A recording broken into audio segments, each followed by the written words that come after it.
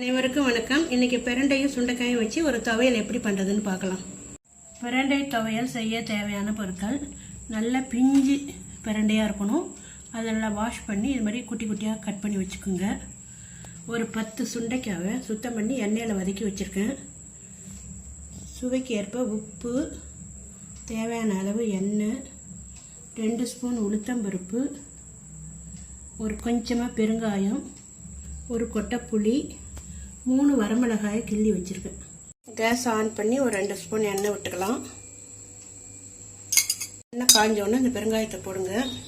பெருங்காயம் பொரியட்டும். உளுத்தம்பருப்பை சேர்த்து கூடவே இந்த காஞ்ச மிளகாயை போட்டுங்க. இது மிதமான தீயில் வறுக்கணும். உளுத்தம்பருப்பு செவந்தோடனே கட் பண்ணி வச்சிருக்கிற கரண்டியை போடணும். இது மேலே வெடிக்கும், அதனால் கொஞ்சமாக தீயை குறைச்சி வச்சுட்டு இதை வதக்கணும்.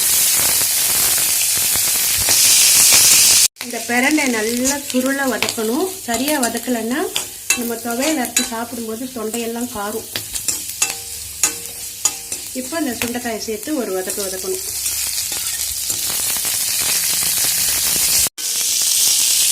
இப்போ கேஸ் ஆஃப் பண்ணிடுங்க. இது ஆறின பிறகு மிக்சியில் உப்பு புளி சேர்த்து அரைச்சிக்கணும். வதக்கின பிரண்டையும் சுண்டைக்காய் அந்த அப்படியே நல்லா ஆறி போச்சு. இப்போ புளி உப்பு சேர்த்து கொஞ்சமாக தண்ணி விட்டு அரைக்கணும்.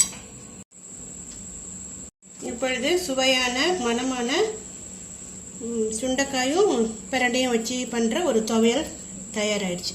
இந்த துவையல் ரெடி ஆயிடுச்சு. நீங்கள் வெறும் பிரண்டை மட்டும் செய்யலாம், இல்லைன்னா வெறும் சுண்டைக்காய் மட்டும் இது மாதிரி செஞ்சுக்கலாம். இது சாதத்தில் போட்டு சாப்பிட்டா சுவையாக இருக்கும்.